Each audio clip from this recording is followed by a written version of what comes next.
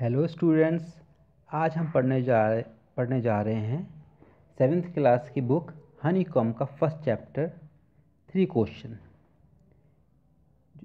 जो ये लेसन है वो बेस है एक स्टोरी पे है, जहाँ पर एक राजा 3 सवालों के जवाब जानना चाहता है और उन सवालों के जवाब उसको कैसे मिलते हैं।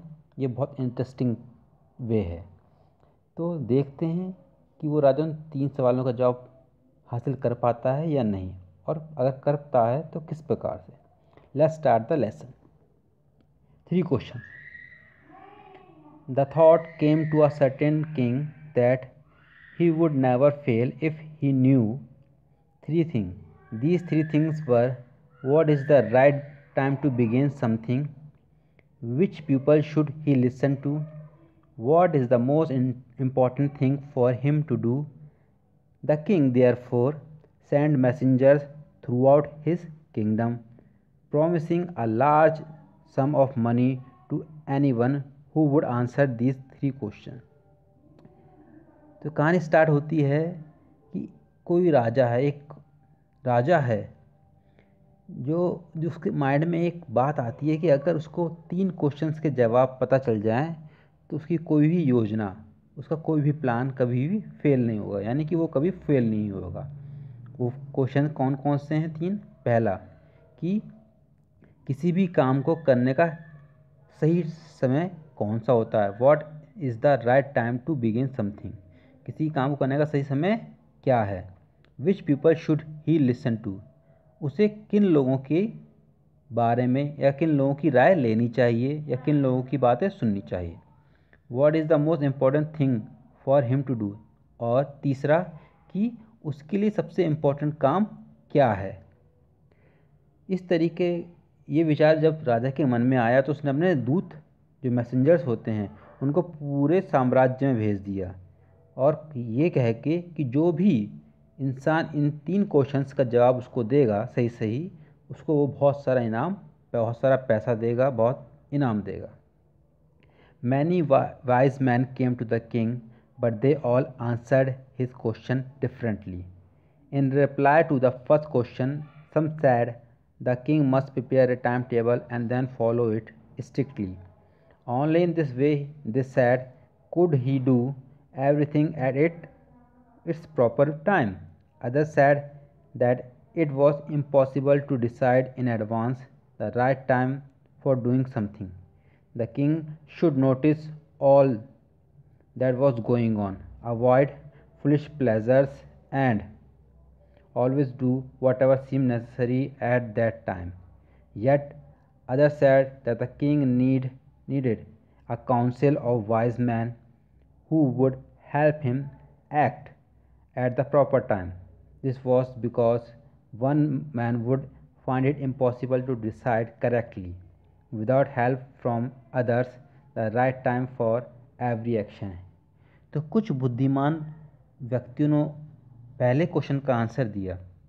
पहला क्वेश्चन क्या था कि किसी भी कार्य को शुरू करने का सही समय कैसे पता लगाया जा सकता है। तो कुछ बुद्धिमान लोगों ने कहा कि सर, आपको एक टाइम टेबल बनाना चाहिए और उसको बहुत कड़ाई से स्ट्रिक्टली फॉलो करना चाहिए। सिर्फ तभी आप समझ पाओगे कि किसी काम को कब स्टार्ट करना चाहिए। लेकिन कुछ लोगों ने कहा सर, ये तो पॉसिबल नहीं है, आपको हर चीज़ पे नज़र रखनी चाहिए, और जब आप हर चीज़ पे नज़र रखोगे, हर व्यक्ति पे नज़र रखोगे, तभी आप डिसाइड कर पाओगे कि किसी चीज़ को कब स्टार्ट करना चाहिए, किसी काम को।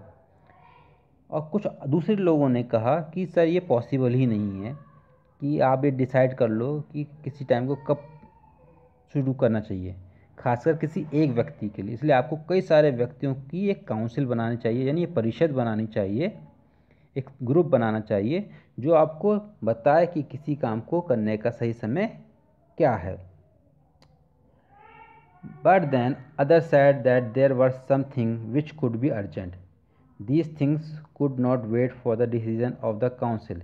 In order to decide the right time for doing something, it is necessary to look into the future, and only magicians could do that. The king therefore would have to go to magician. अब कुछ लोगों ने कहा, कुछ विद्वान लोगों ने कहा कि सर कभी कभी कुछ काम इतने इम्पोर्टेंट होते हैं कि हम काउंसिल का डिसीजन लेने का वेट नहीं कर सकते, और फ्यूचर में क्या होने वाला है ये सिर्फ हमें जादूगर ही बता सकते हैं, इसलिए हमें जादूगरों की सलाह लेनी चाहिए। अब ये था पहले क्वेश्चन के आंसर। अब बात करते हैं दूसरे क्वेश्चन के आंसर्स पे। In their answer to the second question, some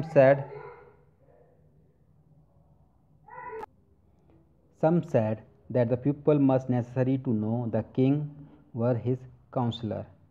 Others said the priest, a few others chose the doctors, and yet others said that his soldiers were the most necessary.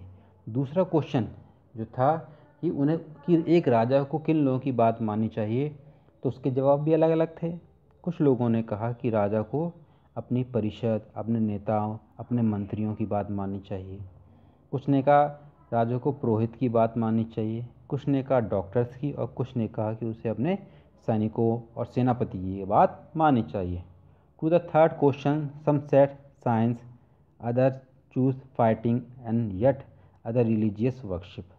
तीसरा को जो question था कि सबसे important काम क्या होता है, तो उसके जवाब में किसी ने कहा कि साइंस सबसे इम्पोर्टेंट है, किसी ने कहा कि फाइटिंग, और किसी ने कहा कि धर्म यानी रिलीजियस वर्शिप, धार्मिक पूजा पाठ सबसे ज़्यादा इम्पोर्टेंट काम होता है। As the answer to his questions were so different, the king was not satisfied and gave no reward. Instead he decided to seek the advice of a certain hermit who was widely known for his wisdom. जब उसके questions का कोई संतोषजनक उत्तर नहीं मिला तो राजा ने किसी को भी इनाम नहीं दिया, और उसने डिसाइड किया कि वह एक साधु, एक सन्यासी, एक फ़कीर की सलाह लेगा जो बहुत फेमस था अपनी बुद्धिमत्ता के लिए। The hermit live in a wood which he never left, he saw no one but simple people, and so the king put an ordinary cloth before he reached the hermit's hut, and king left his horse with his bodyguard and went on alone. जो साधु था, जो सन्यासी था, वो जंगल में रहता था और अकेला रहता था, और सिर्फ सिंपल यानी आम आदमियों की समस्याओं का ही निवारण करता था, उनकी समस्याओं का हल उन्हें बताता था।